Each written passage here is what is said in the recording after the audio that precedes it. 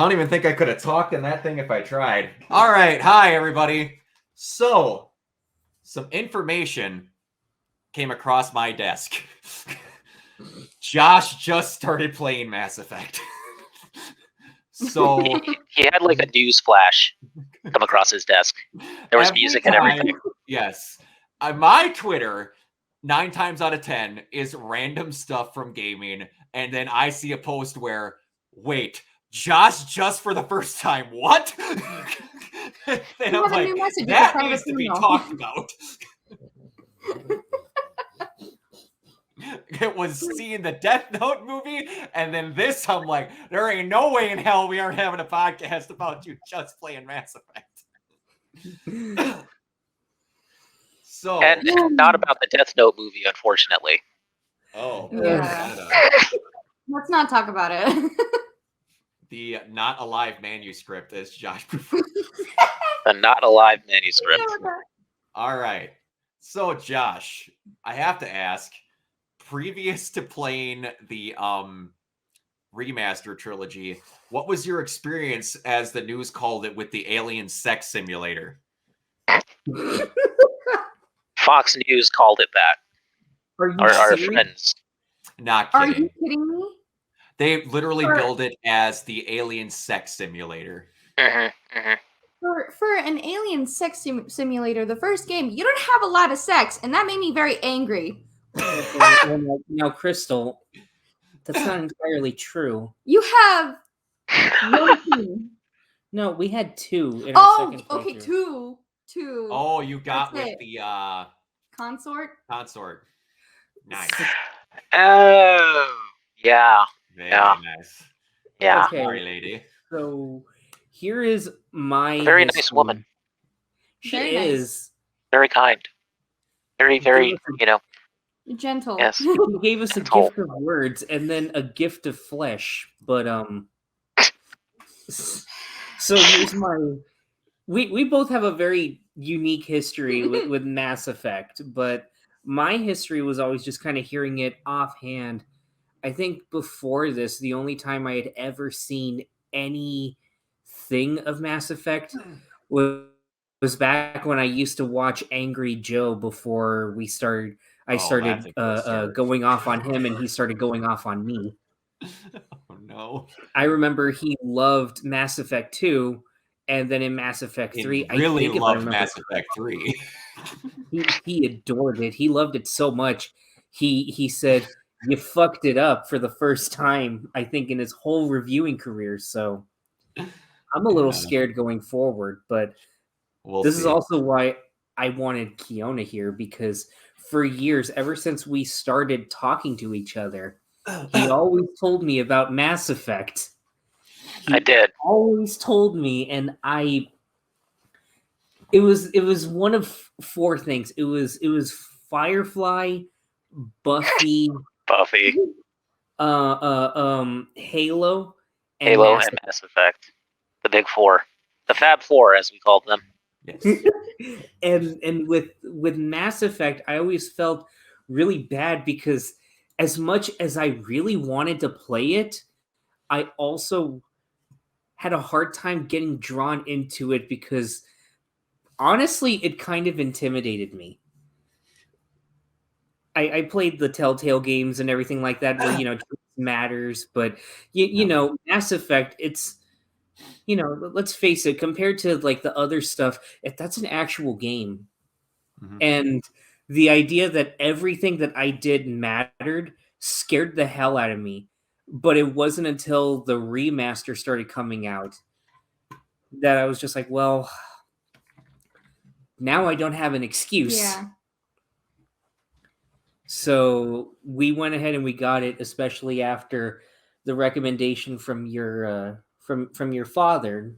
Oh, well, yeah. Well, my experience with Mass Effect was watching my dad play it at like 3 a.m. because I couldn't sleep, and so he would just be up playing either Left 4 Dead, Team Fortress, Mass Effect, Far Cry.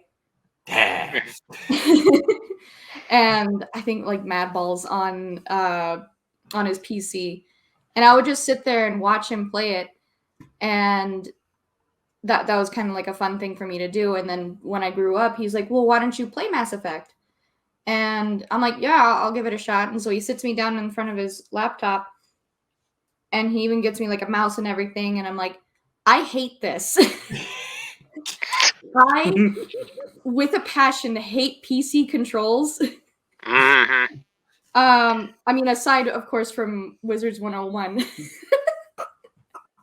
I have a very hard time with keyboard and mouse controls. I just can't, like, my console gamer brain just cannot wrap itself around keyboard and mouse. I had the epiphany about the aiming when I finally tried it when I played Overwatch. I'm like, this is godlike, but I can't move my character.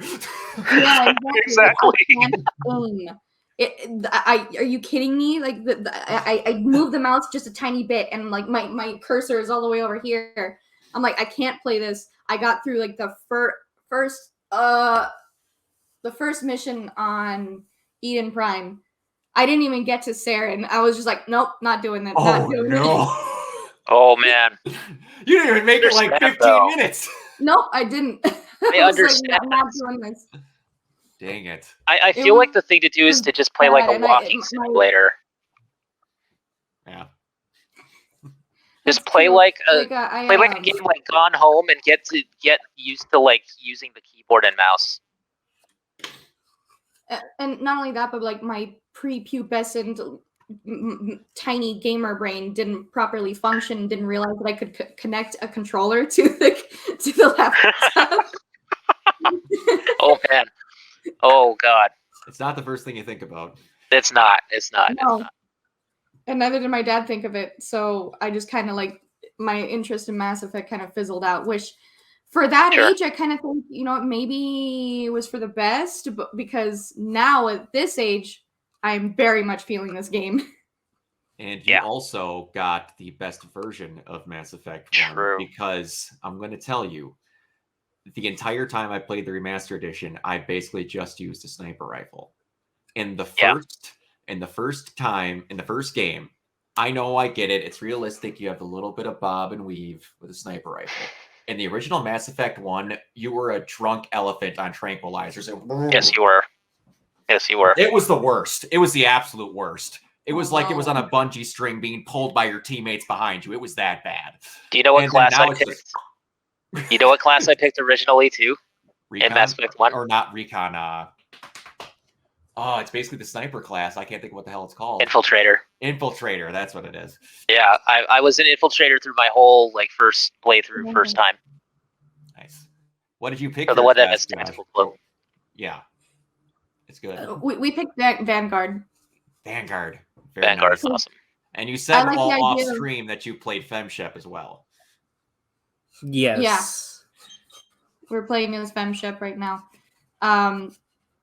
But no, we picked Vanguard because I like the idea of biotics, but I didn't want us to not understand it and be debuffed the whole game because we couldn't understand the biotics. And then so that's why we picked that one. And it turned out being a really good help because we could not understand the biotics. As much as we've tried to understand it, it took the second playthrough for me to actually get the hang of that. Because okay, so no, I've told I told Kiona this. You know this. I suck at RPGs like this. Okay. Because I figure shit out way too late. Okay. I think you already kind of mentioned this, but go ahead. Unrelated, but also kind of related. We just finished Kingdom Hearts, the trilogy, and I swear to God, there's a purpose for me mentioning Kingdom Hearts. It always comes back to Kingdom Hearts. Kingdom Hearts is to me. Kingdom Hearts.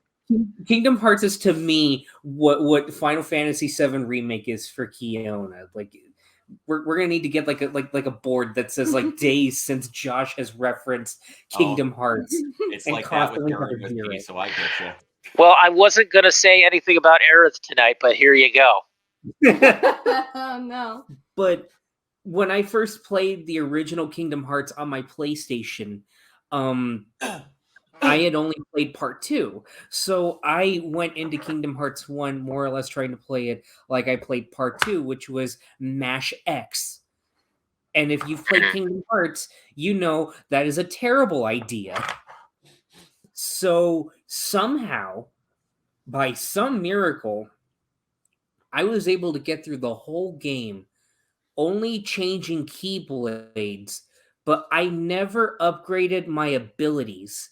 I just kept dying Wow. and dying and dying until I got to the very last boss and how it has multiple phases, and I could not do shit. So, ergo, now we get to us playing Kingdom Hearts 1, and we're having a terrible time, at least early on, because you're so underpowered, it's not funny.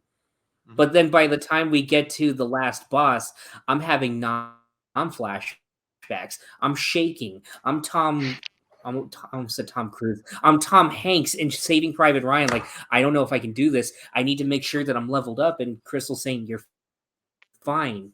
You're fine. At least you're not Nathan fine. Fillion. You saved all the Saving Dalmatians. Private Just go fight them." But I end up doing the boss fight, and it's fucking easy. Yeah. I call it committing a hate crime on the final boss because I decked out fucking Sora, and I did the same shit in Mass Effect. I got to It's overcorrecting. I got to Pharos, I believe. Yep. And the thing is, I stepped away from Mass Effect 1 for a long time. We actually started playing it right when we got it, when we got the Legacy Edition, the Legendary Edition. But I stopped playing for a long time because I was thinking, okay, I see why this game, in particular the first game, is a little rough on people. Because I kept dying, no matter what, with the drones from the Geth and from the Krogans. Good old Battle Masters. So I stepped away from it for a long time.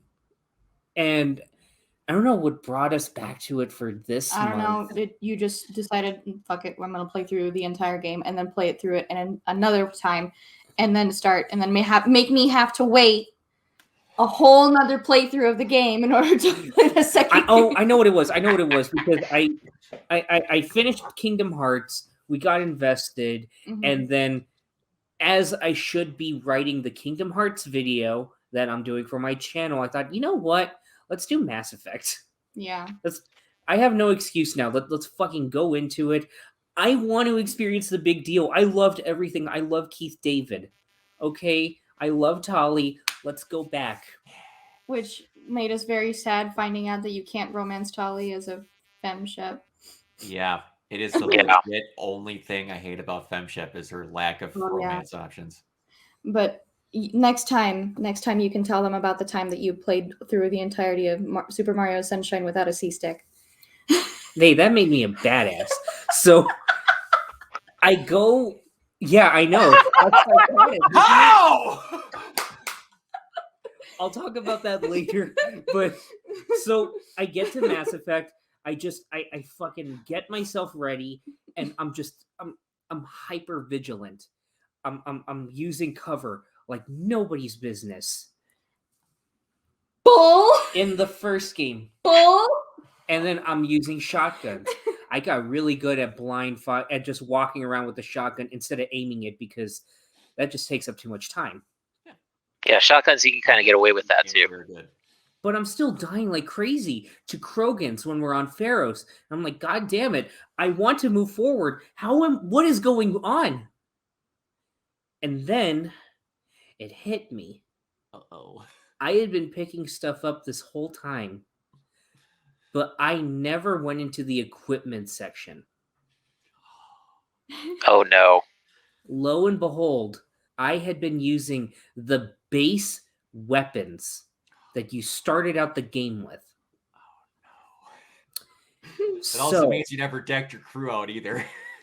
That's another thing, because I was wondering, why is my Paragon not going up? Why is my charm taking for fucking ever? That's part of also why I wanted to do a second playthrough, because I wanted to max out my charm. The intimidation was easy to max out, surprisingly. Mhm. But I think that says something in the design. But, Yeah, it does. They're definitely play that up a little. Yeah. I'm wondering what's going on. And it wasn't until part way into the second playthrough, because I used an exploit. I'm that fucking guy, but I don't care. Here's a tip for any people going through Mass Effect 1. If you have 5 charm or at least 3 intimidation points and you go to Noveria, you're talking to Laura Keene and you're doing the whole thing where you're trying to convince him to That's right. And you just do that. You just keep pressing like, hey, I got something else to ask you, and then tell him, hey, you got to turn in you got to testify against this guy. He's gonna be like, are you kidding me? Pick the renegade or the Paragon option. It will repeat ad infinitum, and you will be able to max out all your stats. Yep. But you have Let's to hope they never fix that, because I think that was a bug in the original version too. Yeah. Yeah. Which I didn't know about. Mm-hmm. That's just, it's like they knew it would take forever for charm, and I'm happy for that. Mm-hmm. But either way, I maxed out the Paragon. I maxed out the Renegade. Yeah, max out everything. I only had 6 charm points. Or no, 8 charm points. And I'm like, what do I need to do now? It was so frustrating with that one news lady that would always hang out and that's what I have to ask. Like, I have a couple of options here, and I'm like, so we'll go ahead. We'll admit we did not. Yeah. Okay. We had enough charm that we did the best fucking interview ever. Okay. But I have to admit, that's one of the things I knew about the series going in, that you can throw hands with her. But I definitely did.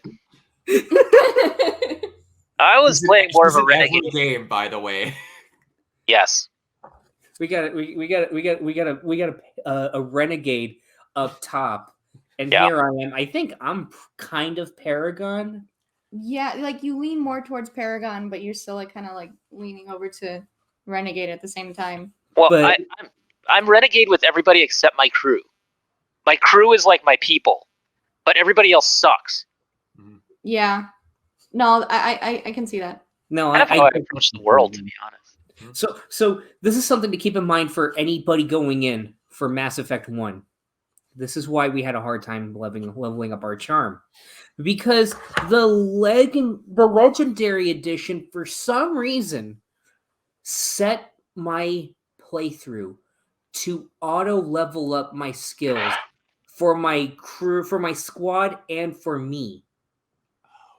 I had to go onto forums to figure out, oh, this is what's happening. Talent points? What are talent points? That's the thing. I kept hearing about talent points. Use talent points to build up your charm. And I'm thinking, what talent points? It's been at 0 my whole playthrough. Like I said, I suck at RPGs. Yeah, and it's like once you figure out that weapon wheel and that thing, and you start scrapping stuff, and you basically have infinite Omnigel to open anything you ever want. That led to something funny, because that one puzzle that you could not solve. Yeah, we were on Noveria and we had to. In the well, and that you go down it drops you down. Yeah, it drops you down. The whole layout is kind of like the. It's like 3. It's like the cryo freeze section in Cloud City in fucking Empire Strikes Back, and it just lowers you down. It's like, here's this puzzle. Here's like 4 like protruding pieces of shit. Figure it out, asshole. Oh God! I could not figure it out for the life of me, and I wanted to do Omnigel, but I couldn't because I sold everything already, because I had already maxed out my items for the first time. So I'm like, great. I have to figure this out. And Crystal's like, let me try it. And after 4 tries, I think you got it. Yeah. And when I did my second playthrough, I had a whole bunch of Omnigel that when it came to that section, I was like, "You need me?" And he's like, "Nope." I'm like, oh. I've beaten that game that full trilogy at least 10 times. I have never to this day figured out that. Me neither, man. I just Omnigel that shit. I'm just like, no, hell no. It was hell no. It was that one and the side mission where you deal with like a distress signal, and the guy's like, "Surprise, Shepard! I basically have a nuke in this cave, and this nuke will kill you unless you disable this." And it's just like, oh shit! I only have 10 seconds. Omnigel. Fuck! I don't have enough. That's okay. I can just solve that. Yeah, that one wasn't that bad. I know which one you're talking about. That you get out and go and snipe them off the hill. Yeah, So I wanted to get a lot of your options. Like, we're not going to go through all of it, but I want to at least get the big things to see what you did. Obviously, with Khalees, I wanted to know one big one that's going to start off that is going to affect you later on, but I'm not going to tell you when. Is what did you do with Balak on the asteroid? Oh fuck! So that was the one. Okay. Correct me if I'm wrong. The minefield. Yeah, where it's hurling towards this planet, and you have to save like the people. Yep. You choose whether to let him go or not. That whole mission. We let him go. Okay. I couldn't let the lady that was basically talking us through it die, especially after. I mean that whole mining colony just got a terrible deal, and she had already lost her brother. I didn't want to put them through anymore. Yeah, that mine thing pissed me off so much when I first played it on PS3. I moved 2 inches. Like, I looked in a different direction. Why are you doing this to me? It was so annoying, but also satisfying. Just walking through and basically acting out that scene in Kingsman: The Golden Circle, just trying to feel out like where the mines are constantly. Nice. But it felt so satisfying to get to a point where you don't hear anything. It's like,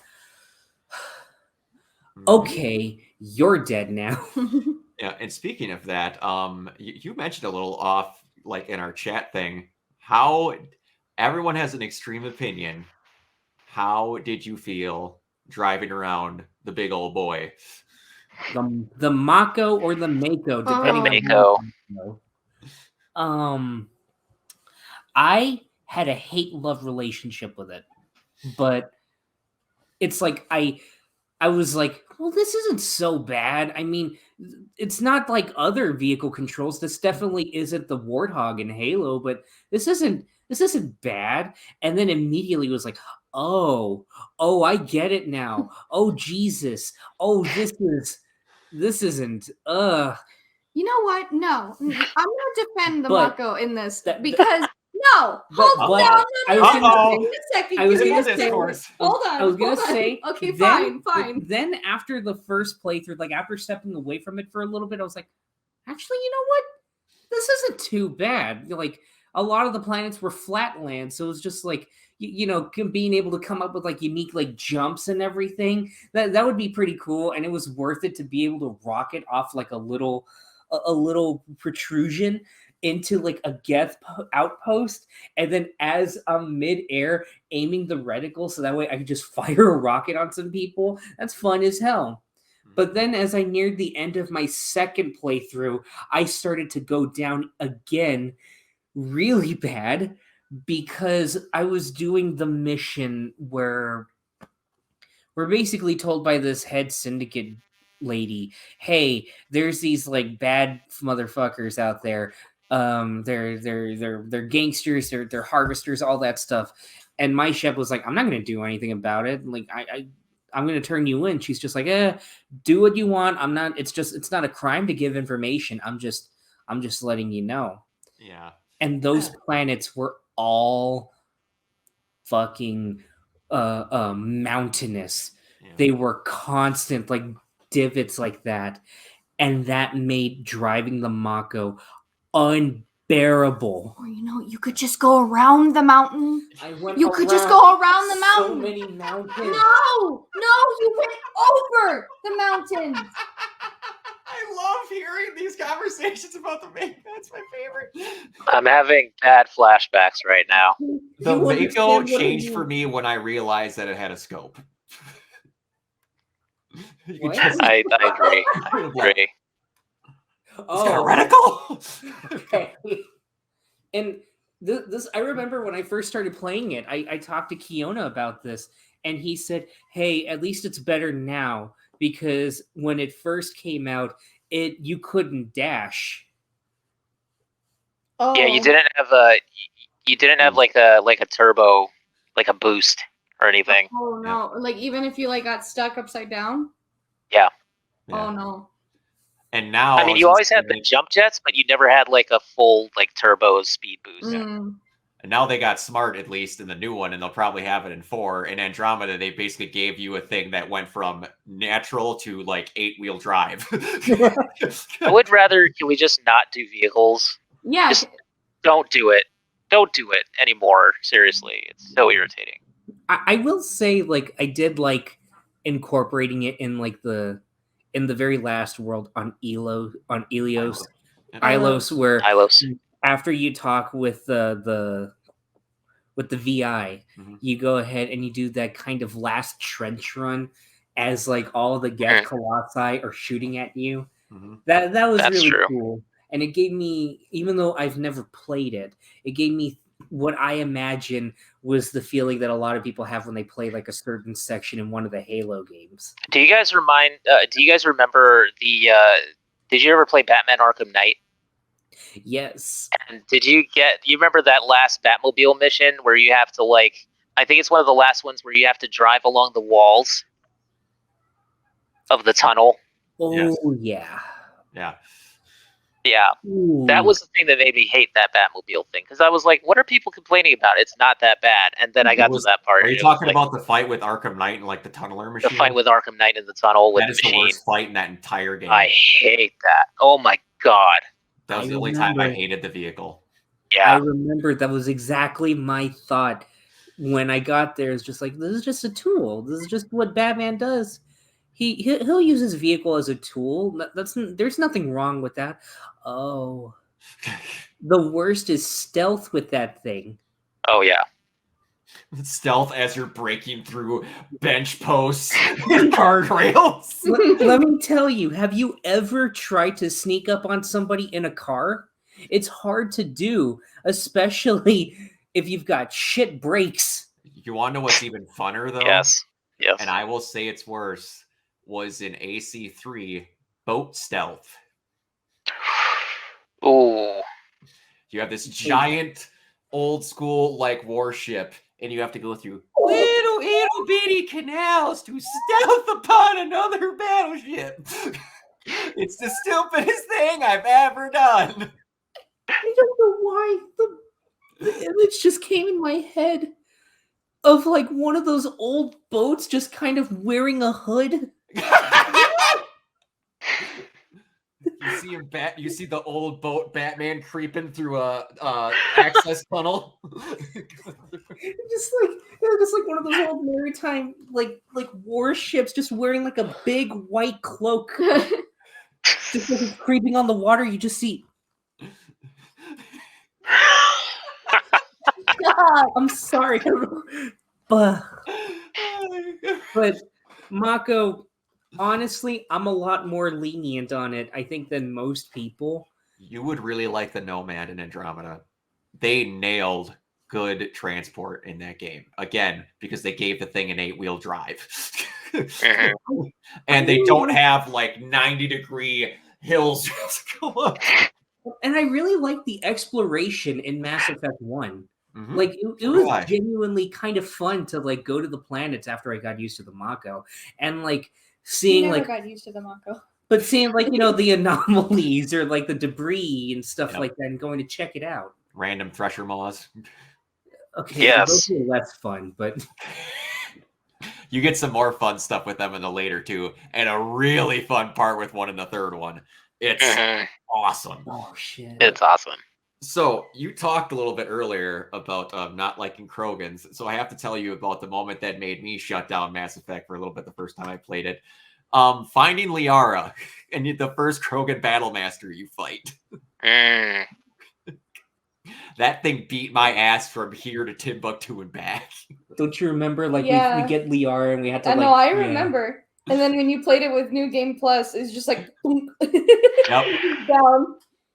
Now, did you have trouble? Because I did, because I was a lonely, low-level peasant here.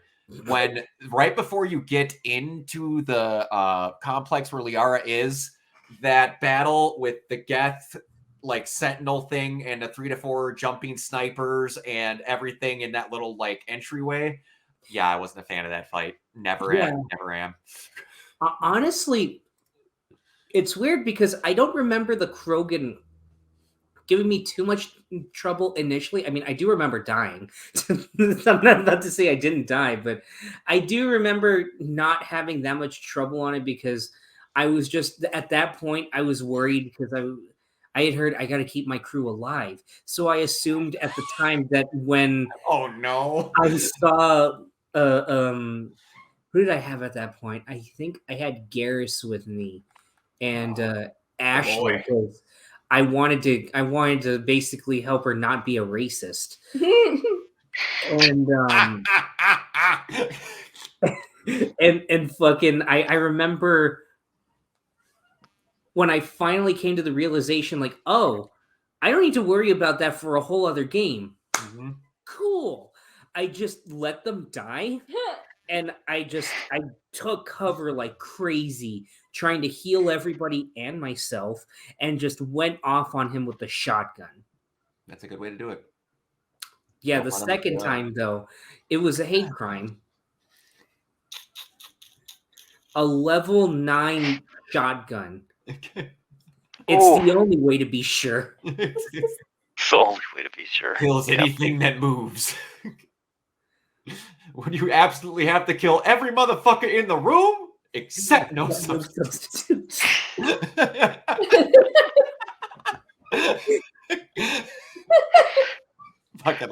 you know what you just said right there? It just reminded me of this. Did you guys ever see this old movie called The Substitute?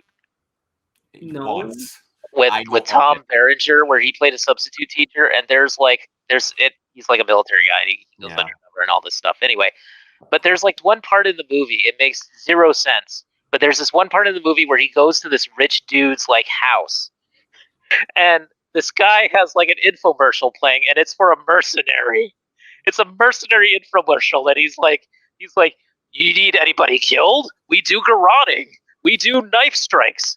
We do and it's just the funniest freaking thing I have ever seen in my life. And then at the end of the scene, when everybody leaves his house, the rich guy just farts in the doorway. The worst part about that is I didn't even see the original Substitute. Now that I'm remembering correctly, I saw Substitute 4. Oh god. Oh no. Oh my god. Yeah, it got sequels. Oh yeah. Oh yes, it did. Oh yes, it did. Oh yes, it did. Oh, it was bad. But anyway, it's a beer shootout in a school. It's the best freaking stupidest movie I've ever seen. Yeah. But okay. Yeah. Oh man. Anyway. Yeah. Getting back off the tangent. One other big thing that I wanted to ask, and it's kind of it can be a big thing, especially if you're romancing this person, and I'm going to assume you did because I don't think you romanced the piece of white bread that is your other option. Did you bring Liara to see Venezia? I did both times, and it was funny because I stepped away for a long time when I first played it, and I completely forgot who Matriarch Venezia was. Oh, okay. Oh. Imagine just stepping away from Star Wars in the middle of Empire Strikes Back. You just step away for a little bit. Let's say a good 4 months. And then you come back, you're like, wait, who the fuck is the green guy? Wait. Who's Skywalker again? So when I brought Liara, it was just like, oh, Oh. And the second time, I did do it intentionally. Nice. Did you kill the, oh man, now it's escaping me. The Arachne Queen? Arachne Queen, yeah. Yeah. I didn't. Okay. I was a merciful shepherd. Yeah, once you play 3, all your options Kind that of a you've done shepherd in of the earlier mercy. games are going to come back and you're going to go, shit! But you'll see. There's one point where there's a number and you're just like, I wish I didn't do that. But yeah. I feel like I went way too lawmaker with a lot of my decisions in Mass Effect 1 because when I first played it, I didn't want to fuck with the council too bad, even though they pissed me off. How many times you hang up on him? I think it was only... I did it like all the time. Just when they're constantly like, but Shepard, did you really have to do this? And it's just like, oh my God, I don't... Like, yeah, I did. Did you really have to let that guy go just so you could save lives? Like, yes. You put me in this position. Let me do my job. Oh, wait 1 second, guys. I'll be right back. Hold on. It's You guys can continue, but I'll just be right back. Okay. It's just like, I'm trying to do my fucking job here. You hired me to do this. You said you trust my judgment. Stop second guessing my judgment. The worst was when I let the Arachne Queen go. And you had the one Solarian dude. I was just like, but are you sure that it was the right thing to do? Fucking Ben Shapiro ass.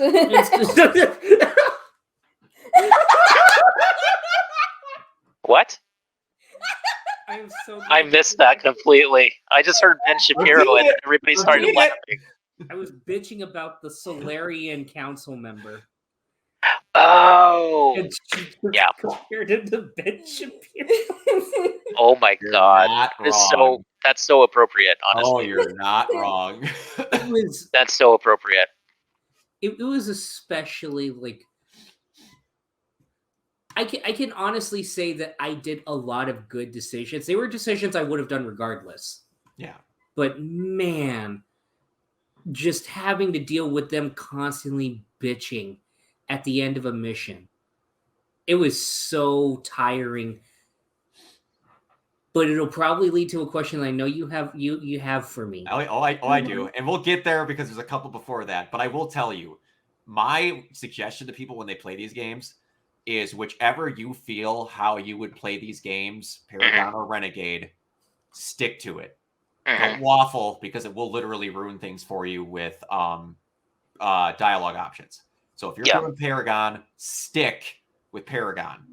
And then on your second playthrough, holy hell, go the other way because I went Paragon and then did a full Renegade FemShep, and it was the funnest thing I ever did. You get a whole different world of things going on. And it's great. And there's certain characters you can't romance because of your certain thing. Like I tried romancing this one character in 2 that has this code that you can't. They're just like, well, I think you're too much of a dickhead, and they just walk away. Oh. But yeah, what was you're making me think of that fucking line. I forget what it is. It's one of the best lines of all things in Indiana Jones and the Kingdom of the Crystal Skull. I forget what Blanchett says to Indy in the beginning, but she says something along the lines of, Dr. Jones, I forget what she says, but it's something that cuts him fucking deep. It's to the point that, she's just shit talking him with this one crucial line, and he just turns to his buddies just like, ouch. Nice. Yeah. I can't remember either. But no, man, I don't even think I've fully seen Kingdom of the Crystal Skull, so I don't blame you for not remembering it because there's not a lot about that movie to remember. I will defend it to my grave, though. Okay. Everybody's got those. Like I like the lead line refrigerator. Guilty pleasures. Guilty pleasures. I like the Love Guru, so I shouldn't say much. I like Avatar. Hey, at least that adds us to Alba. True. That is very true. All right. So we're narrowing down the final missions here, and we get to Vermeer. There's a couple of things I have to ask you. And judging by your name, I'm going to guess you didn't try to, but this happened on accident to a friend of mine. Did you kill or not kill Rex? No, I did not. It happened to a buddy of mine on accident through an option. Ashley shot him from a distance because of a dialogue mishap. What? That's crazy. Because if you get in a fight with him, you'll like get to a point of where you get to a standstill, and then you have a renegade option that basically just tells Ashley to assassinate him. And then there's also a way where you can fudge middle grounding, and then they're like, Shep's in danger. Boom! And she just kills him without you telling her to. That's why I say don't waffle one way or the other, because stuff can go bad. No, we got the Paragon option, so we were able to calm him down. And it was serendipitous because it was around that point Serendipitous. Aw. All right, let's end this podcast. No, I think we're done now, everybody. Bye. That's the end. no, because I took a long time getting to the story missions because I wanted to do the side missions. Oh yeah. Yep. This is one of those few games that I thought, yeah, I want to do the side missions, except for the like the collectible stuff, because that just that takes forever. That's always boring in Ain't games. worth it. The only time it was worth it was scanning the keepers. And that was because I loved looking at those little fucking bastards. That one is weird. The only collectible ever in a game that I enjoyed collecting was the backpacks in Spider-Man PS4. Yes. Because it was like a cool thing, like, whoa, he's got Sandman in a jar. It's like, yeah. And you just left it in a backpack, just sitting around. I must be a masochist then, because I've always enjoyed getting the Riddler trophies. I liked getting to the point of where I needed enough to get Enigma, and then that was it. Because some of these were like, position the Batmobile to pull open this crank, and then send a remote batarang through to hit an electrical signal, and then... No, I'll feel you in Arkham Knight. That was overkill. Anytime I had to remote control a batarang, I wanted to blow my brains out. Yeah. But I will say, like, as I was doing all that stuff, I discovered that I could do missions for the crew, and I thought, oh, is this what everyone's talking about with loyalty missions? And again, I find out that's later on in the second one. To a degree, you can get loyalty missions with them. It's just not those loyalty missions. You have to do a bunch of dialogue options, but you can get stuff like body armor, hunting down a scientist with Garrus and stuff. But yeah, you can get those. Yep. Yeah, and I remember I talked with Rex because he was always the toughest nut to crack. Mm-hmm. Him. Shepard. So long, Rex. Shepard. But it was him and Garrus I had a hard time talking with initially because, I played at Paragon, and Garrus is a bad boy. He's a bad boy. Yep. This is just like, oh no, it's water and oil. I'm not, oh no, but straight and narrow that kid. It was especially because Crystal. Yeah. Because basically we modeled our Shep. Oh my god, I remember what it was. Go ahead. We basically modeled our Shepherd after me, and I was originally going to play it because, we modeled it after me, but I remembered, oh yeah, I'm terrible at playing video games, so we just kind of passed it off over to Josh, and I'm like, okay, you can play it, but you have to romance Garrus. You have to romance Garrus. And that'll lead to something funny that you said later. Oh. But I remembered what it was that drew me back to Mass Effect. Okay. And Kiona has a part in it. There we go. I was just scrolling through YouTube. I swear to God, I'm going to get back to Rex in a second. It's fine. Go ahead. I was scrolling through YouTube, and I don't know why, but this video came up, and it was Garrus hits on Shepard. Oh, and it's this thing where they're like on a red carpet.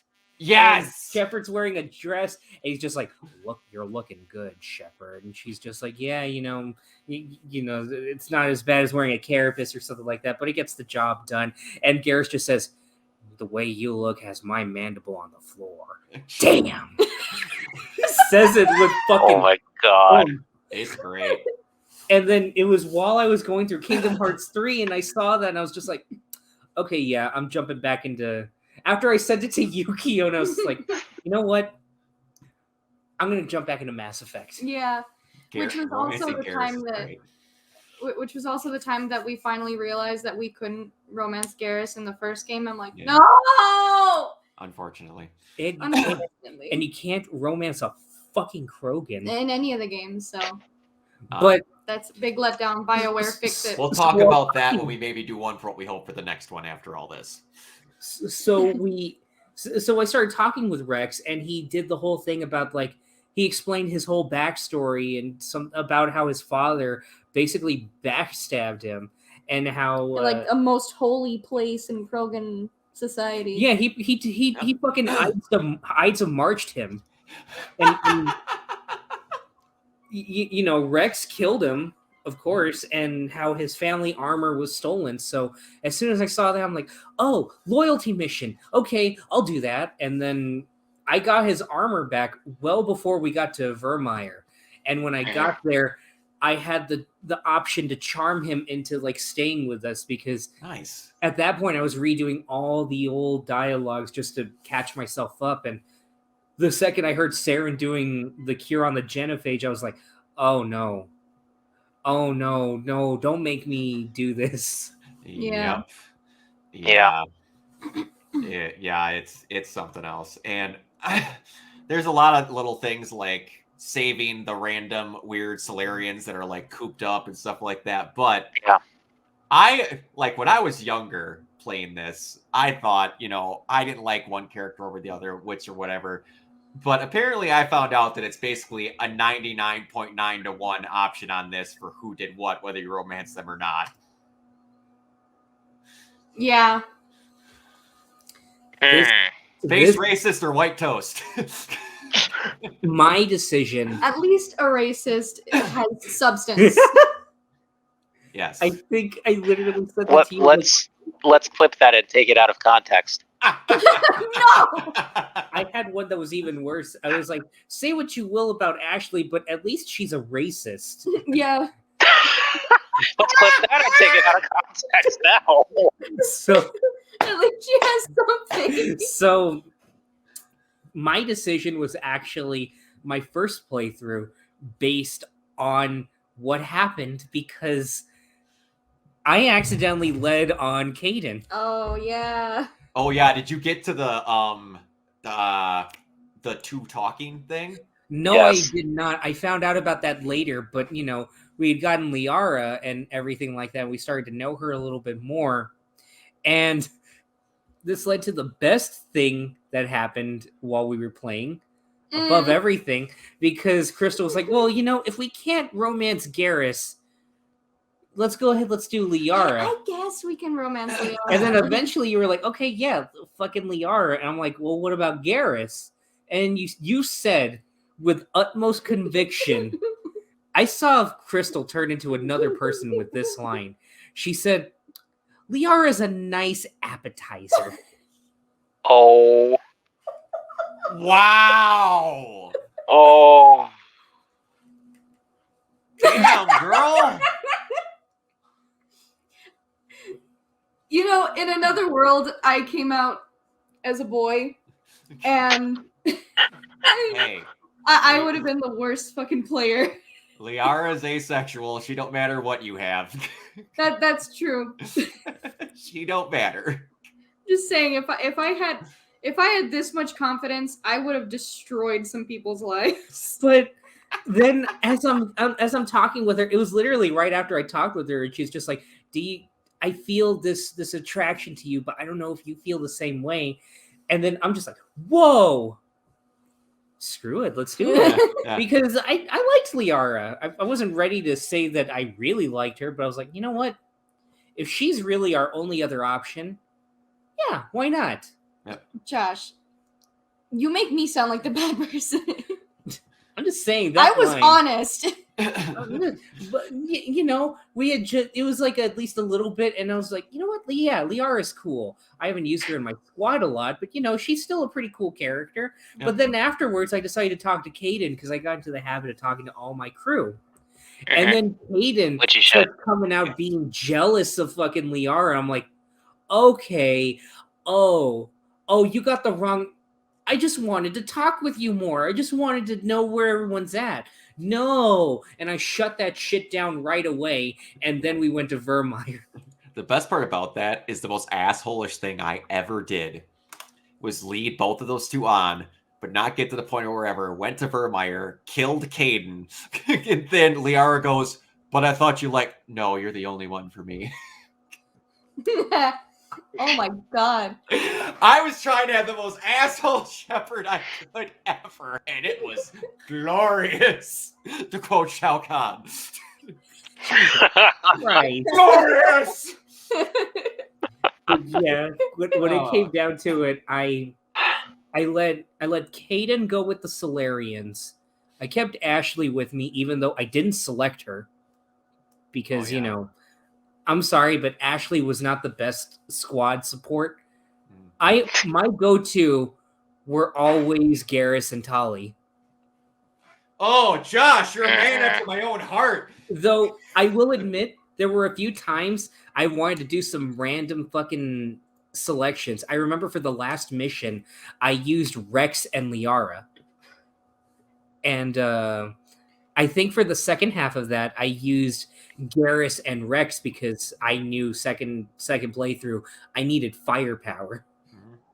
Yeah.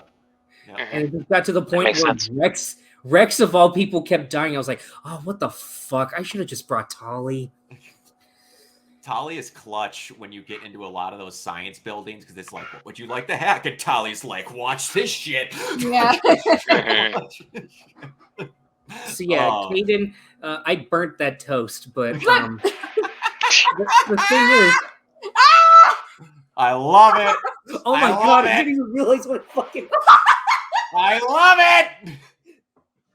The funny thing is, I remember talking with Kiona about this. I remember talking with Kiona about this.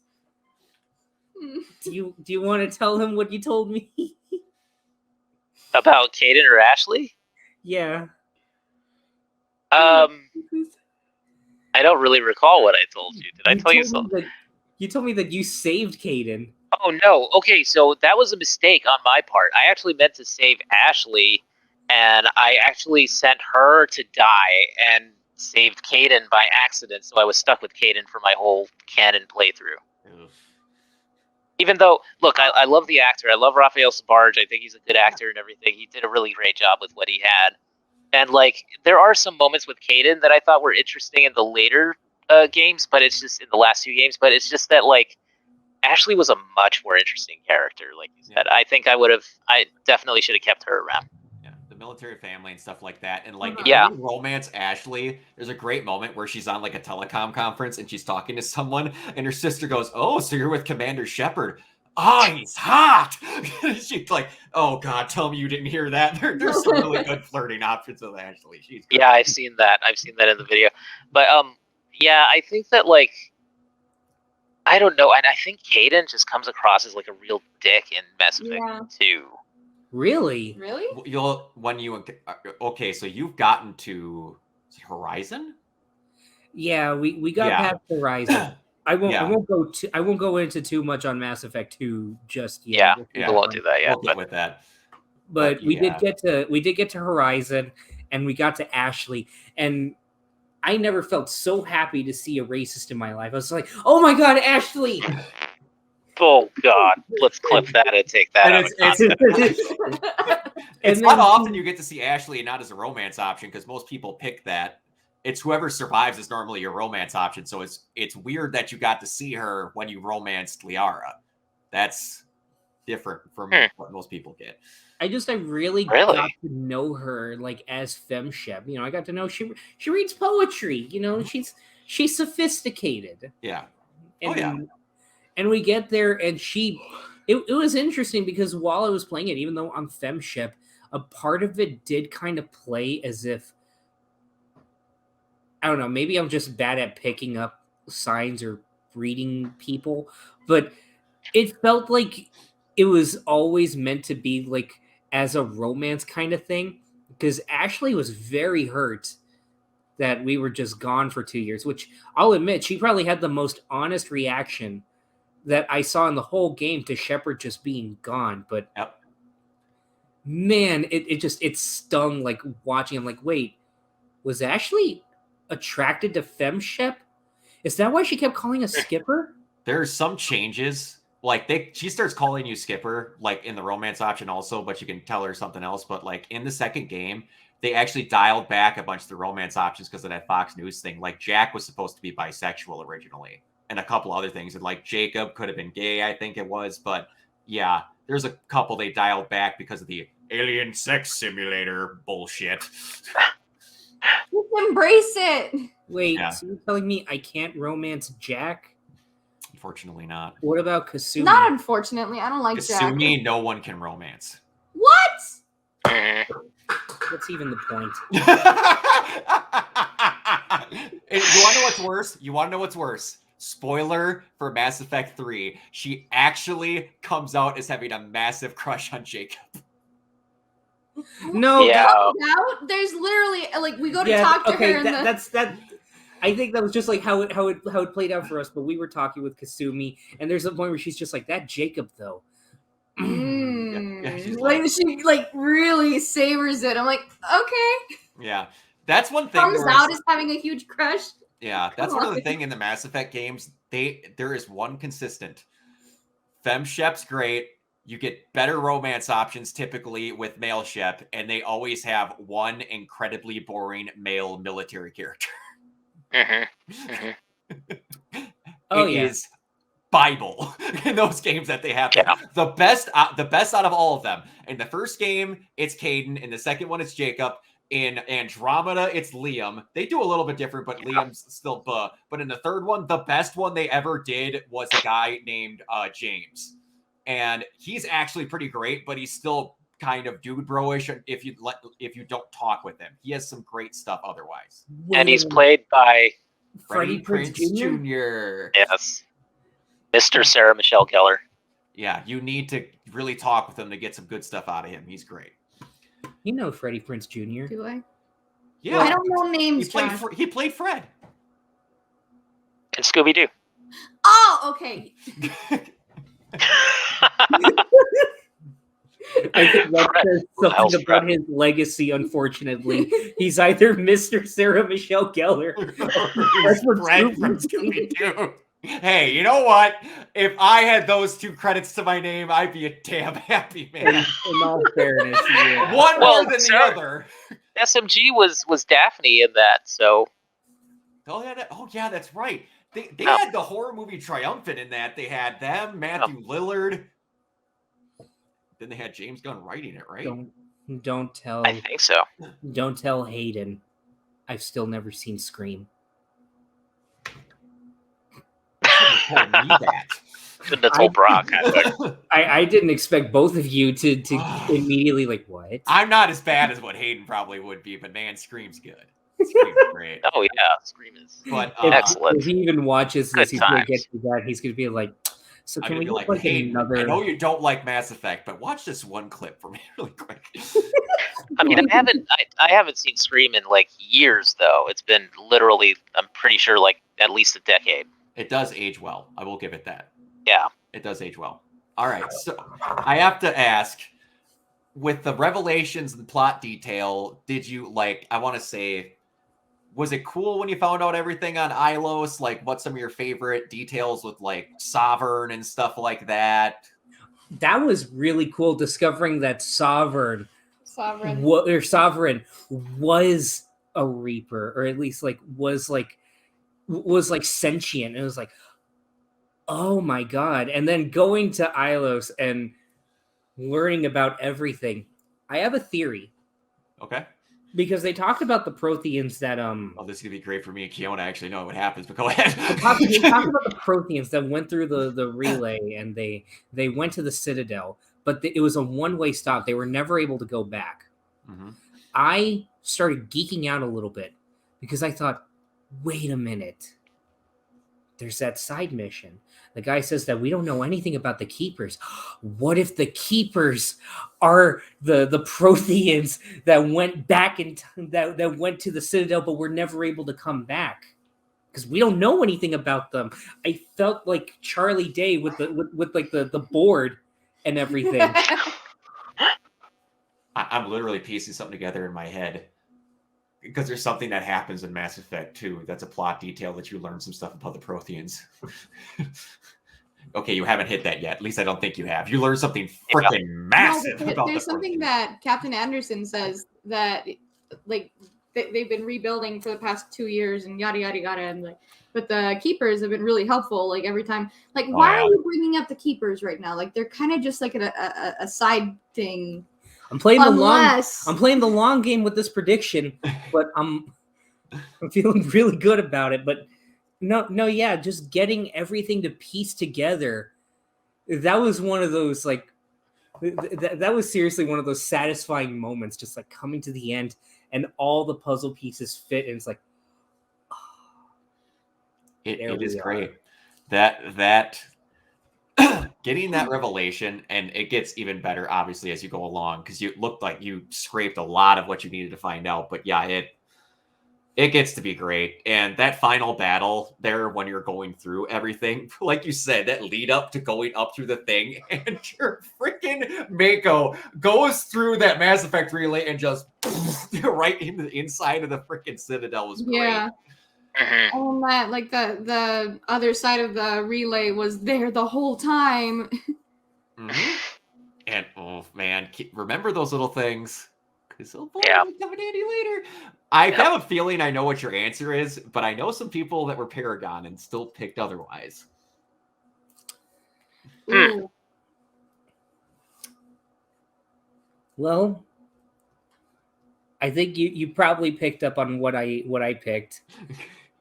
I saved the council. Okay. Though I will admit, kind of regretting the decision. As soon as I got to 2, I was like, man, I should have let you fuckers die. Yep, exactly. Every time. I'm like, they got even more bitchy in between games. It's like, oh, now you're with Cerberus, the people that helped save you? What an asshole. when it came down to that, it was because I was thinking, shit, what would my chef do? God damn it, she's still more or less like a government person. She would still want... We would need resources later on in the second game. I didn't know anything about the second game story going in, so I was like, we're going to need all the help we can get. Obviously, there's got to be more Reapers coming soon. That was the only other thing that got spoiled for me, but I didn't understand the scope of it. I mean, it's kind of also spoiled in the cover art with like a dozen Reapers. Yeah, you're not wrong. But like, I remember that was one of the first things that I saw of Mass Effect 3, which was, I think the opening level is like a full-on Reaper invasion on Earth. It's a really great scene. Knowing that, I was like, okay, I'm going to need the Council's help for that. Yeah. All right, let's save them. They can be replaced. And this is true. Even in my second playthrough, I saved the Council because I was still like, I don't know, maybe it'll help. But yeah, now it hasn't fucking done shit. There is one other major choice that came up later on that I swear to God, on my second playthrough, it was so satisfying. So I had a big boss battle. I had 2 big boss battles with Saren. How'd you like that boss battle? Which one? The spider. That was fucking cool. Yeah. That was cool. That was horrifying, just seeing his mandible literally hit the floor. Yeah. And I was like, damn. But like that was cool. It was hard, but it was cool. But the first boss battle can go fuck itself. Yeah, it's not great. I didn't have the charm or the intimidation. And then when I got to my second playthrough, I remembered again talking with Kiona. Literally, it was right as I was doing the first playthrough. I literally just sent him 2 words out of nowhere. Mm-hmm. I just said, Fuck Saren. I've always gotten. I got very lucky the first time I did it. That initial fight, like I always got him to kill himself. Yeah, same. Yeah, we couldn't. And once I cracked it the first time, I'm like, every time I'm doing this, I don't know what that fight's like. I honestly have never played it. It's awful. I just love the fact that you actually just get him to do it just based on what you tell him. You just basically guilt him into it. Like, dude, what is wrong with you? Your eyes are glowing.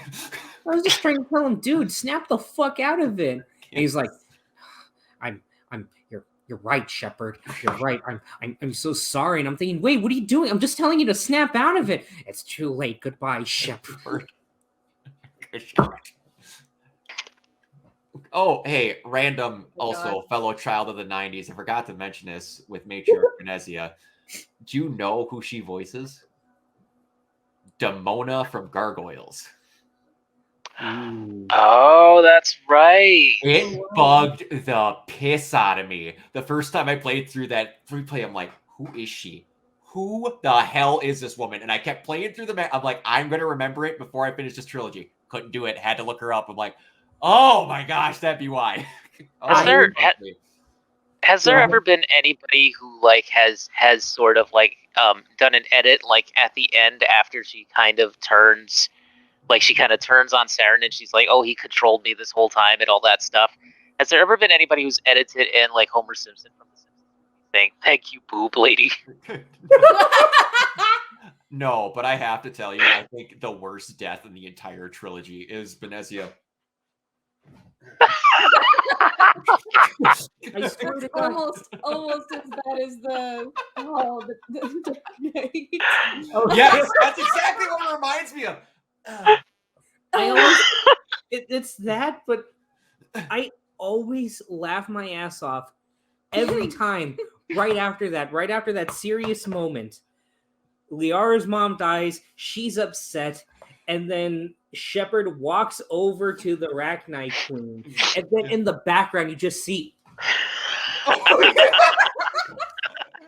And I thought Ragdoll Johnson. he was glitching yeah, out. he was glitching out.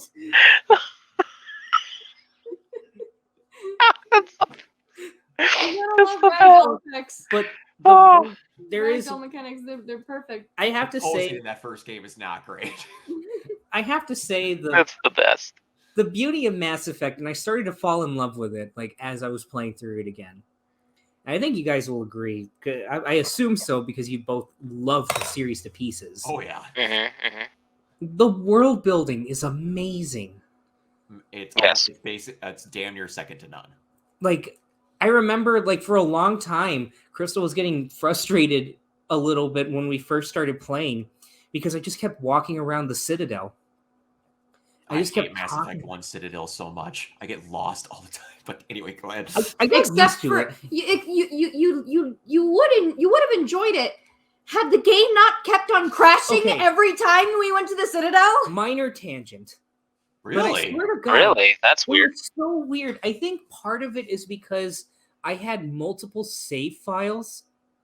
But I swear to God, every time we were at the Citadel, I had to make sure I was saving every fucking time I went into a new area. Because out of nowhere, my PS4 would just stop running Mass Effect and would say, hang on, there's an error. What? It was so bad. Literally, after I finished up on Vermeer, and it was like, hey, Joker's like, hey, Shepard, the council phoned, they want to see you at the Citadel, this and that. And I picked, all right, yeah, hell yeah, fuck yeah, let's go to the Citadel, let's go talk with them. The second that cutscene ended, the game crashed. And you had no Weird. Wow. Huh. Yeah, I don't know what the hell happened with that. And it didn't happen until I started playing through it again. Yeah. Maybe it was just like the save data. Maybe. Could have been some weird kink or something.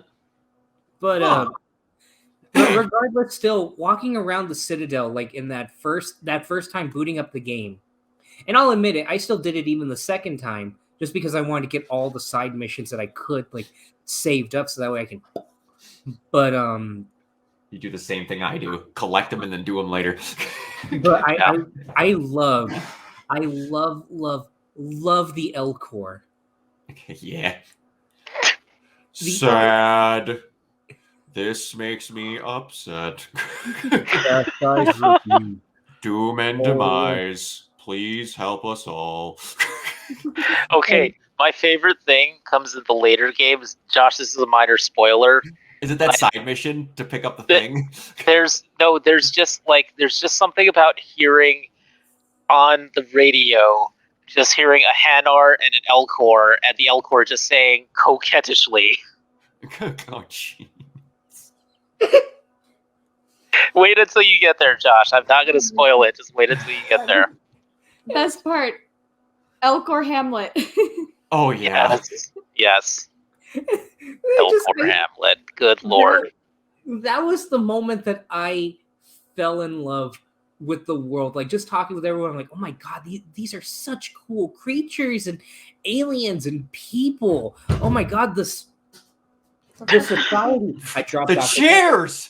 the society. We're living in one, and then just Oh god. talking with Captain Anderson and all that stuff, and going to like the different parts of the Citadel and how they're seedy underbellies, but they're also seemingly in sight, which makes it even funnier, but also cooler at the same time. And then walking into an elevator in one of the buildings and then getting the ad. Now happening at a certain thing, we have the all Elcor production of Shakespeare's Hamlet. And the second I heard that, I was like, oh my god, I love this game. I'm not even off the Citadel. I love this game. I love it. And it paid off. Last thing I'll mention of Mass Effect 2, but it paid off going back to the Citadel. And after talking with Kasumi, I go to one of the advertisement things, and it has an ad for the Elcor Hamlet. Mhm. Yes. It's so good. Oh. Sad monologue. Okay. Alas, poor Yorick. I knew him well, Horatio. They said, come experience. It'll be the best 14 hours of theater you'll ever experience. And then an Elcor comes in sincere enthusiasm. Yes. It's the best show you'll ever experience. They're great. They're so good. Man, The Elcor and the Hanar and the Volus are like the 3 MVP races of Mass Effect, to be honest. It is, yes, the Volachuk. Yeah. Going down with it.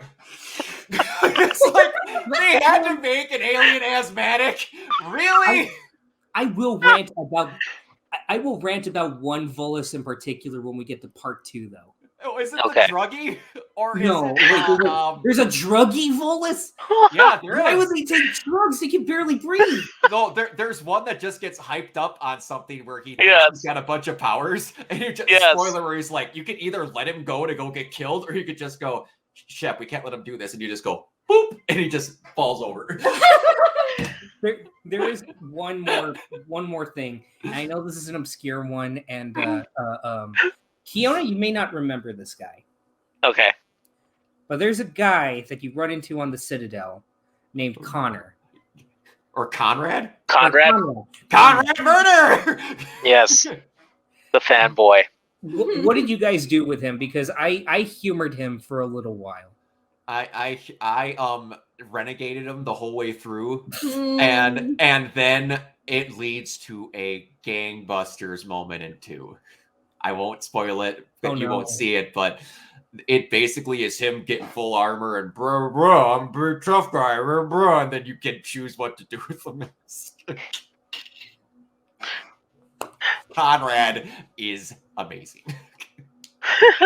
What did you obviously probably renegaded him too, I would assume, Kiona. I don't remember, honestly, if I did. I might have discouraged him. I might have actually paragoned him. I don't know for sure, though. Or I might have just middle of the roaded him until he just lost interest. You renegated so much, but when it came to this one guy that I assumed you would be annoyed with, no, yeah. I was annoyed with him, but honestly, I was just like, you are an ant. An ant has no quarrel with the boot. Jesus.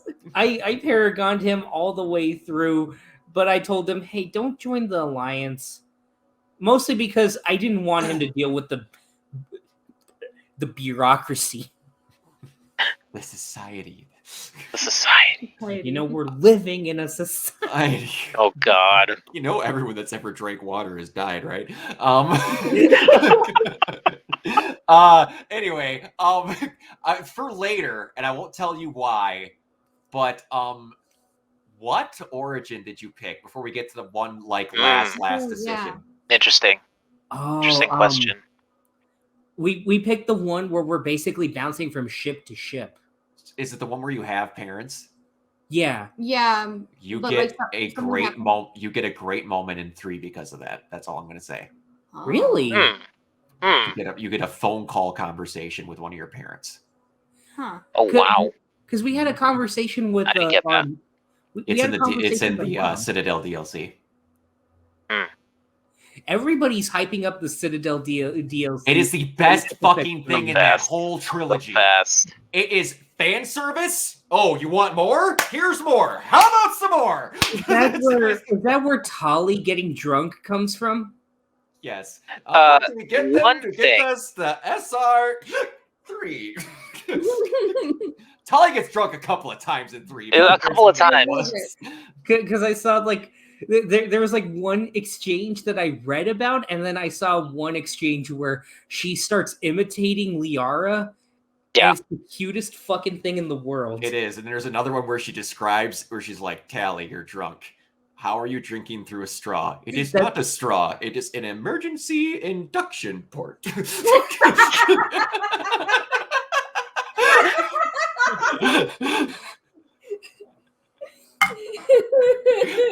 is the fucking best. I'm sorry. Go ahead. The one thing that I love also about the characters that none of them are 100% perfect, even though in my eyes Tali is. Like they all still have their flaws, like the fact that Garrus is a bit too much of a bad boy for his own good. Rex is literally a walking immovable object. And then you have Tali and just how they are about, how they handled AI and all that, which I'll admit, upon... Oh, yeah. Jacob's on my shit list now. Oh no. Oh no. In 2, when we finally get Tali on board, Jacob says some shit to her. It's like, you do well to to introduce yourself to the AI system. And she just looks back at him as the doors close. I'm like, oh, you motherfucker. She basically tells you, I know you're working with them, but if you let me know, I will help you throw a grenade through here. And I'm just like, I love you, Tali. But I will say, closing thoughts on the whole game. Oh, last thing before we go, Anderson or Udina? Anderson. Some people got stupid with that decision. It is, I cannot even, people, renegade or not, I want to know the thought process that goes through people going, yeah, Udina seems like a sane person. Yeah. No. Kiona, who did you pick? I picked Anderson. Okay, I was worried that you picked Udina. No, hell no. Goliath, are you I hate that guy. I played nice with him for most of the game, my first playthrough, but then when it got to him selling us out and grounding us on the fucking Citadel, I was like, oh, okay, I'm gonna remember that. This is the time that I have the telltale notification over my head. I was rude to him the entire time. I was just like, this guy sucks, man. He's a career politician. I do not like you. No. Can I just bring up one thing? Joker. Oh yeah, we never talked about Joker. I fucking love great. Joker. Yes. Broke my thumb on the mute, but I think I made my point. Joker's best line is in Mass Effect 2. Yes. Which one? You have not seen it yet, so I'm not going to spoil it. Okay, I know by where you are in the story, you haven't heard it. I won't spoil anything. Literally, we start off and I'm like, go ahead, Kiona. Dude, the fact that it's Seth Green makes it even better. Yes. Even better. And when we started off 2 and we're like the whole ship's going down, I'm like, no, those fuckers better not.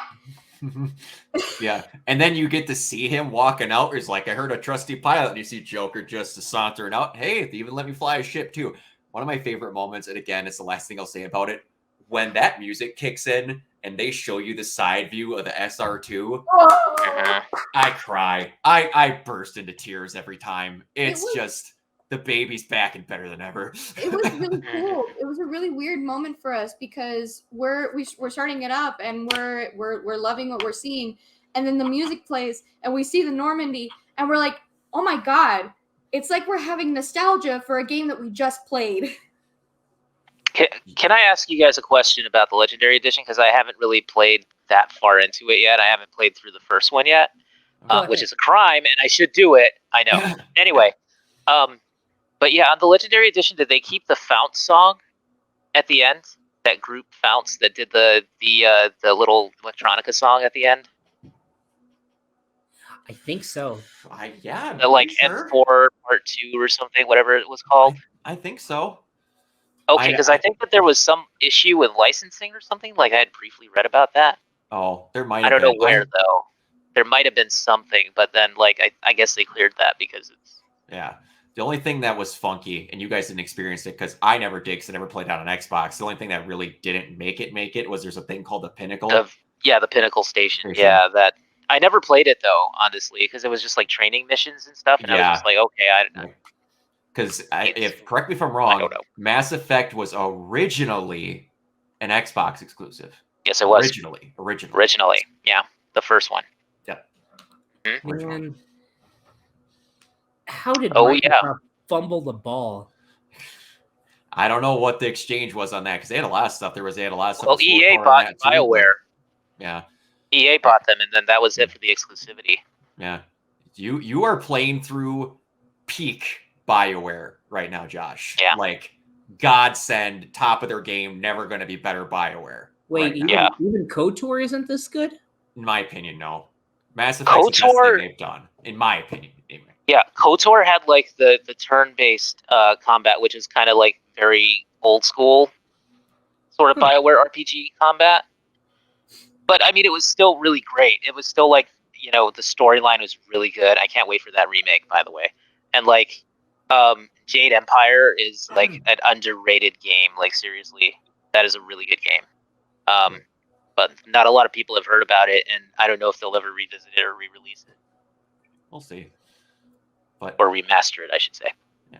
You were going to say final thoughts before we kicked into a tangent. No, that's fine. I love this.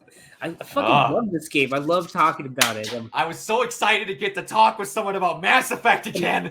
I'm also finally happy to finally know what you two are talking about now. Yeah. I'm gonna revisit some of those arcades. I swear to God, it's gonna be like, oh, it's a random thing they were talking about. But I gotta say, Mass Effect is, at least the first game. I was talking with Kiona about this. I compare it to at least what I took away of all things from Ghost of Tsushima, where on the site, I was a little more critical of the game than a lot of people, but I saw the foundational work for something truly amazing. Oh yeah. And I wanted to see where it would go, but like as an experience the first time around, it's a great experience, great world building and everything. It does have its fair share of flaws though. They were figuring stuff out with it, but yeah. But it's a flawed masterpiece. Yeah, it's a flawed masterpiece, and I can already tell right now when it comes to these games, Mass Effect, I think it's also because I played through the first game twice in one sitting, but I don't see myself revisiting this one nearly as much as I see myself revisiting part 2, because holy shit. Can you just, the first time you pick up a pistol and realize how different it fires in 2 versus 1, is ridiculous. Yes. Yes. It's that is one complaint that I have of part 2, because I got so used to the gunplay in part 1. I was like, hell yeah, this is actually kind of cool that they don't have ammo. I guess it would be like that in the future. And then in the second game, Shepard's like, I need an ammo clip. It's like, ugh. The biggest gripe about 2 is the weapon selection. It's the weakest out of all the games. That's the only gripe that I have. 3, you are drowning in lakes you're already drowning in of options to use. 3, in my opinion, had like the best action in the entire series, I think. Yep, And also the best thing about 3, the biotic combo sound effect. Oh, yeah, that is pretty good. Oh my god, that's just godly. You're in for some treats. Yeah. If you're getting good at the biotics, you're gonna have some fun. Keep that Vanguard class, let me tell you, because in 3, you have fun with it. Mm-hmm. I'm excited. It's really unfortunate that they did not put in Mass Effect 3 multiplayer, though, because in multiplayer you get to play as all these different characters and classes and stuff like that, and it's just freaking awesome. Like, I'm talking about the N7s. Yep. Brock. Oh yeah. Yeah. Oh yeah. It's a weird problem, I think, with a lot of multiplayer modes from that period are now kind of becoming lost media. Yeah. And But you still have the original. So if you pick up the original Mass Effect 3, you can still play the multiplayer through that. I have a good feeling that they're going to set up a multiplayer in the new one, and that's why they're not doing this. That could be it. Yeah. That is true, because I remember, of all things, I never expected to bring this up, but since you brought it up like that, and I did hear about the lack of multiplayer, reminds me of Ghostbusters, the video game. Wow. Okay. Interesting. Okay. Well, because I only got to experience that multiplayer a handful of times, and it was the fucking best. You have no idea how great it is to jump onto a lobby and just bust ghosts. I gotta say, yeah. Go ahead, keep going, Josh. I'm so sorry. I just thought popped into my head and I just went with it. But yeah, keep that thought in your head real quick, because I feel so bad that the last time I touched the multiplayer, and I think it was because, unfortunately, you were lucky to get a lobby because the lobbies were fucking dead by the time I got Xbox Live. But the last time that I jumped in a lobby for multiplayer for Ghostbusters, I remember we're in the level where it's the sewers. You're in like the underground pathway on the, like, in the middle of the Hudson. There's slime everywhere.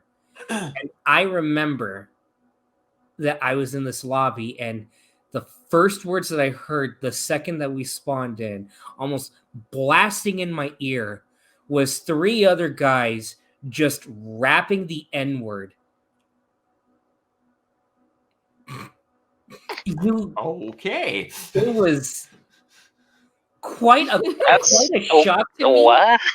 Because I expected it from like a Modern Warfare 2 lobby. Not True. Not so bizarre. True.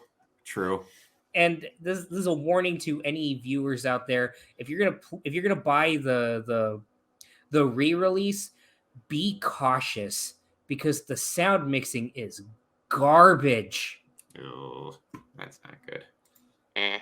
That's not good. Yeah.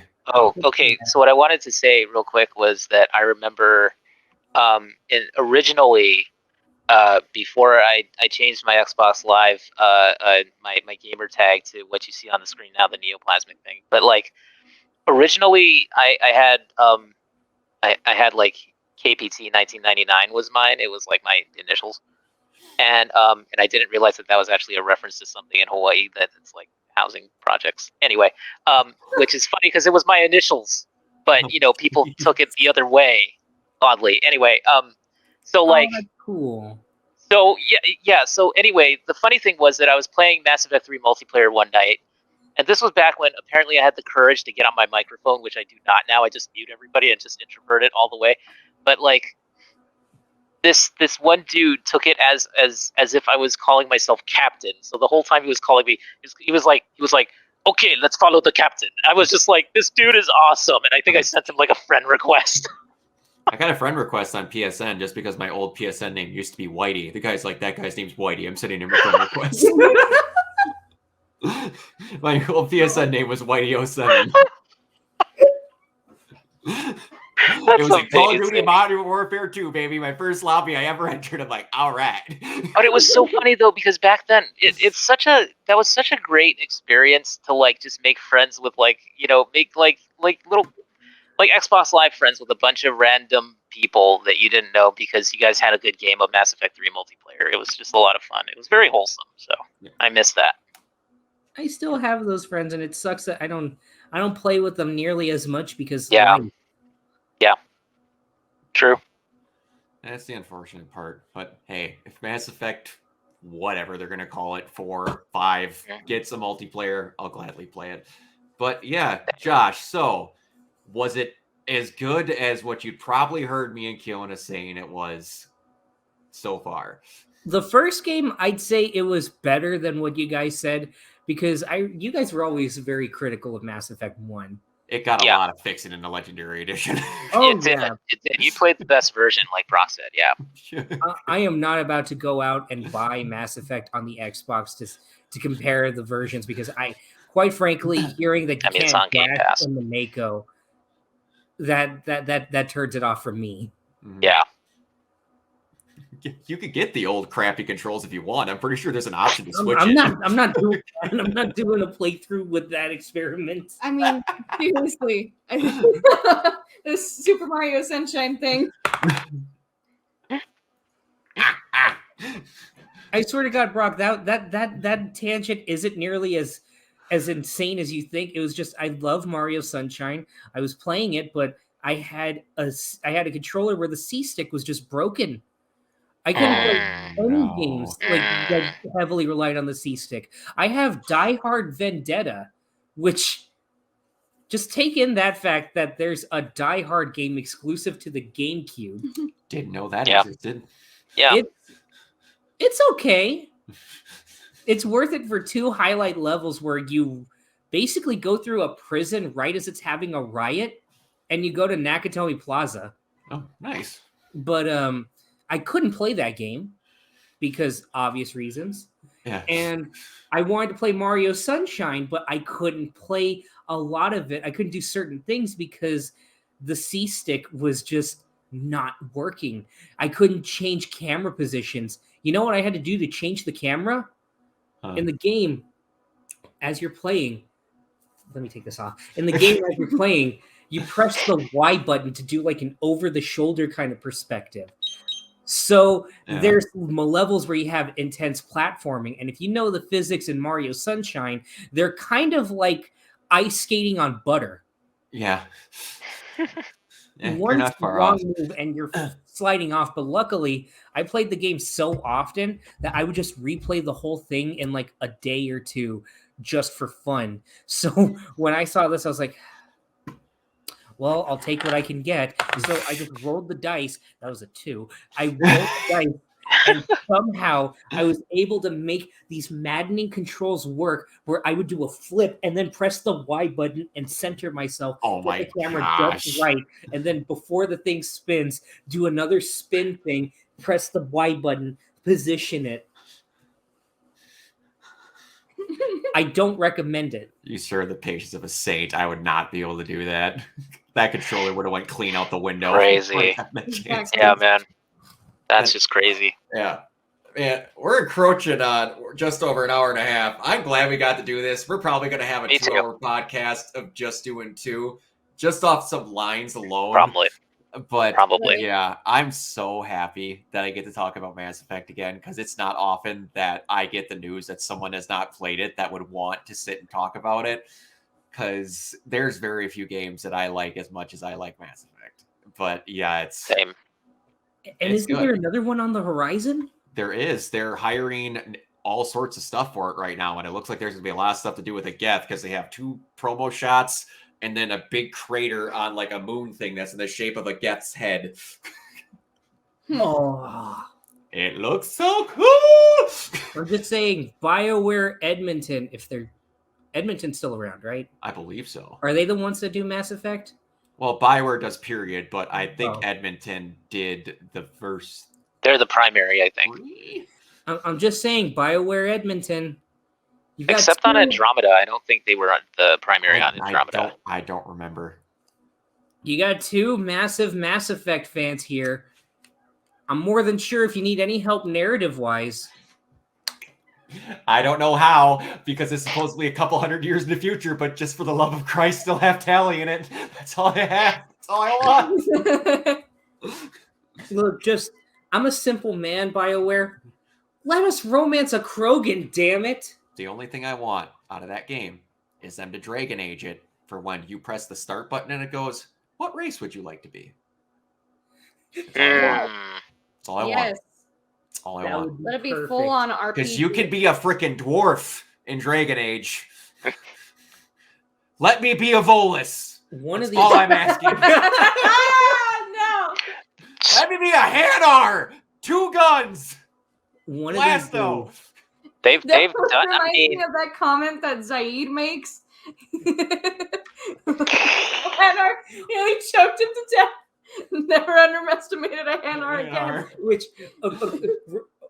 one last thing before we go. I had that exact same thing that you had with Venezia with Zaid. I was just like, oh my God, why does he sound so familiar? Why does he look Yes. so familiar? Especially since I found out that, I think through you, Kiona, that Miranda was Yvonne Strahovski. Yvonne Strakovsky, even facial capture and everything. So it was like, who the fuck is Zaid? He sounds so familiar.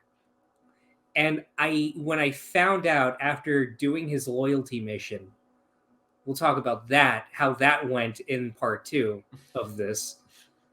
But my mind was blown that I had 2 thoughts about where I knew him from, and they were both the same person. He was the guy from the Lost World Jurassic Park. And you're probably gonna be disappointed in how I know this, why I thought this. But he was also the drill sergeant from an episode of SpongeBob. Oh my God! Oh my God! This is our ages show. Yeah, he was. Ah.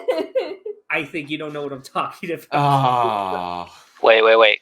Hold on. I'm gonna tell you who it was that played Zaid. Good Lord. It was. Do you remember on Buffy? Do you remember Ethan Rain? Oh my God. It was Robin Sachs. Is his name? The actor's name. Oh my who God. passed away a couple years ago. Oh. Yeah.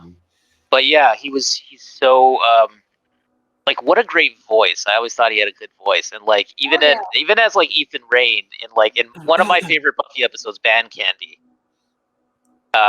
Where they're selling the band candy that turns the adults they act like kids. Yeah. And that guy in every single appearance that he had in Buffy was just amazing. Ethan Rain, what a great character. So yeah. I'm disappointed I didn't pick that up. Oh Yeah. my God, how did I pick up SpongeBob before?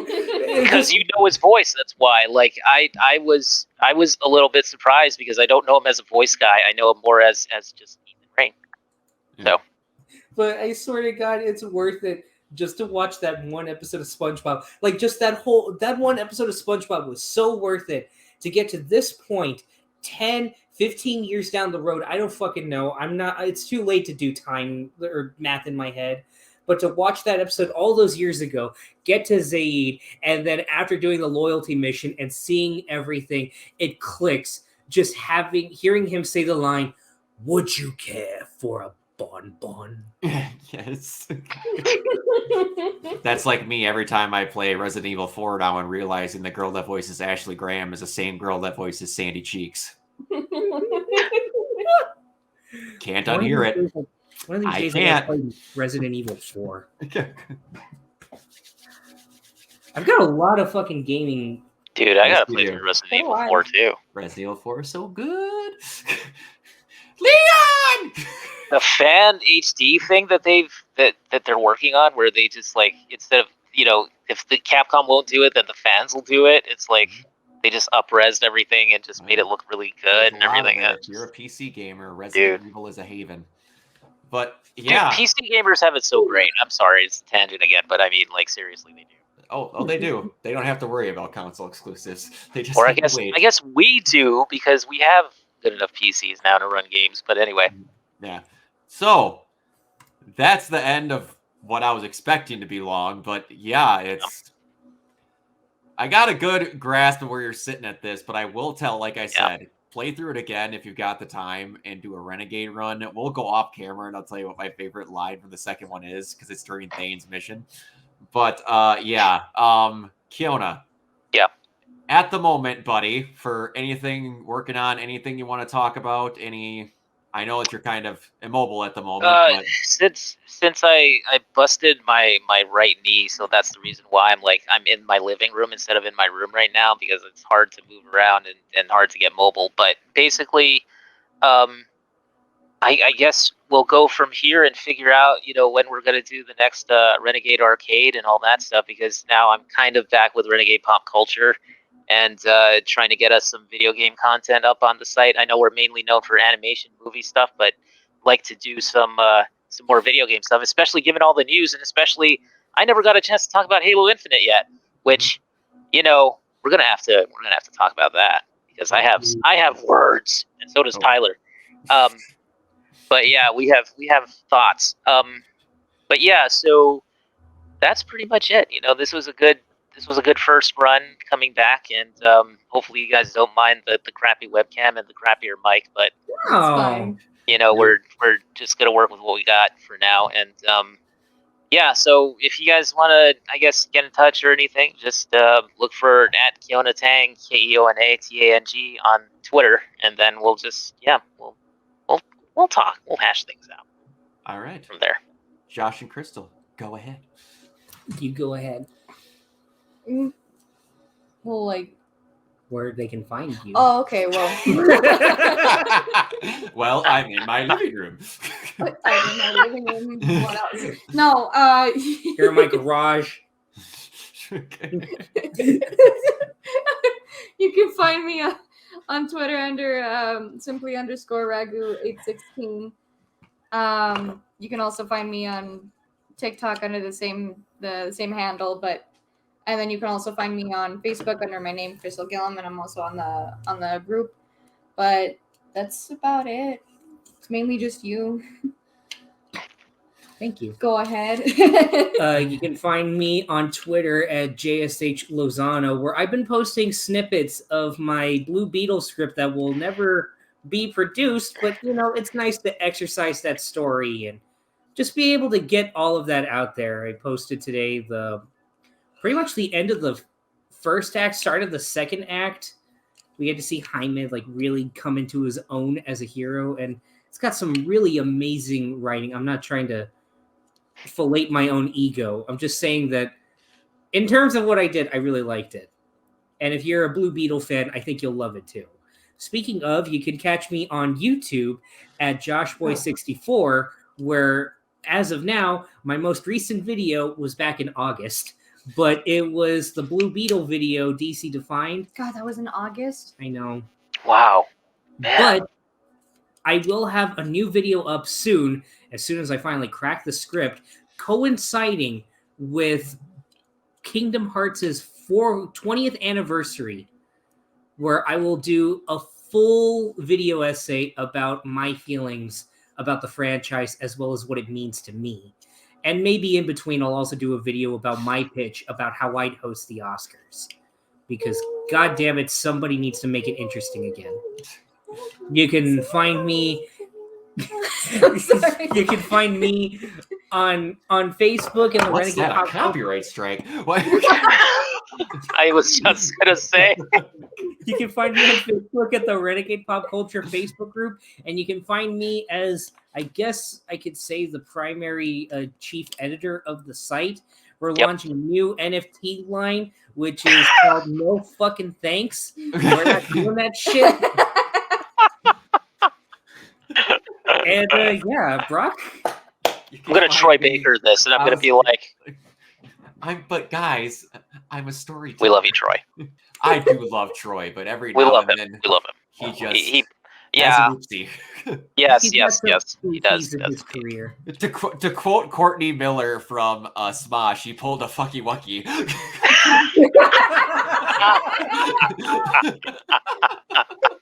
But yeah, you can find me everywhere at Organoid Zero.